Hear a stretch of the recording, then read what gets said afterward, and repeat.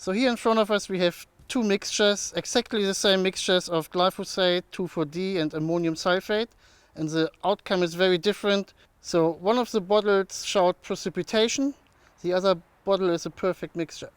So we're going to establish what went wrong here. The problem is the ammonium sulphate, and we use dry ammonium sulphate, which is the most commonly used ammonium sulphate in Australia. When you mix it, you need a lot of water. You can't skimp on the water.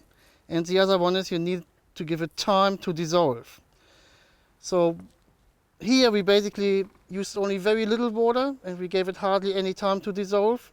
Here we use 60% of our tank volume before we put it in, and we gave it plenty of time. So I will redo this here and we'll see the outcome. Okay, so let's start with the high water volume. In this jar test I have here 400 milliliter. I'm working on 700 milliliter, which is based on 70 liters per hectare, 1/100th of that. And we're looking at 60% of our tank filled. So that's 400. So I put the ammonium sulphate in. Generally speaking, you should allow for ammonium sulphate to fully dissolve 10 minutes. Okay, so I'll just agitate.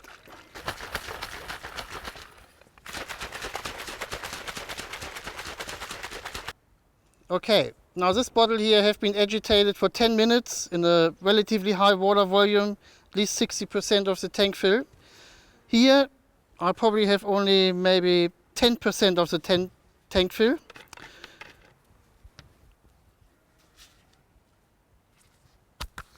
We're putting the ammonium sulphate in, and we will not give it the maximum time, but instead only maybe 30 seconds or so.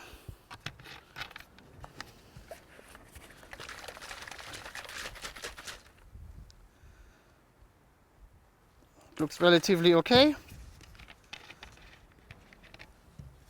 And now what I'm doing will be identical in both bottles.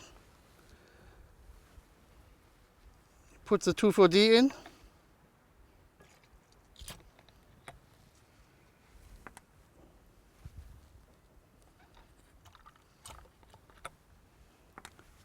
Bit of a shake.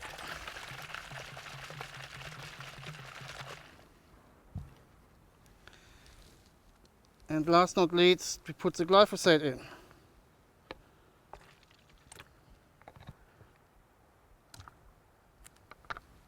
Bit of a shake.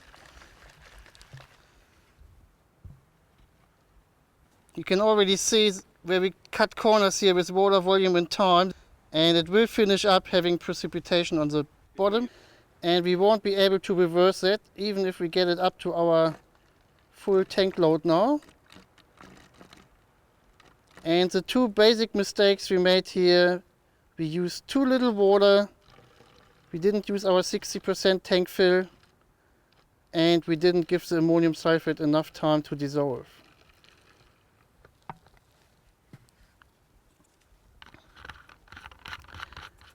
So I give this a little shake, but if you let it stay for a while, you will see how it precipitates to the bottom. So, and here is our final outcome.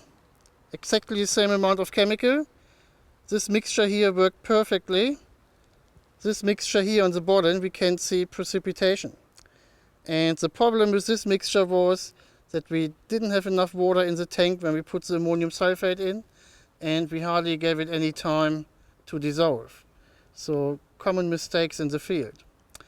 So if you mix a dry ammonium sulphate, what you really have to do, watch out for, is put 60% of your tank volume into the tank and give it 10 minutes to dissolve.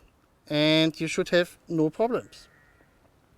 Now in our next video we're going to talk about the mixing order, because the mixing order is a very important part of the mixing process as well.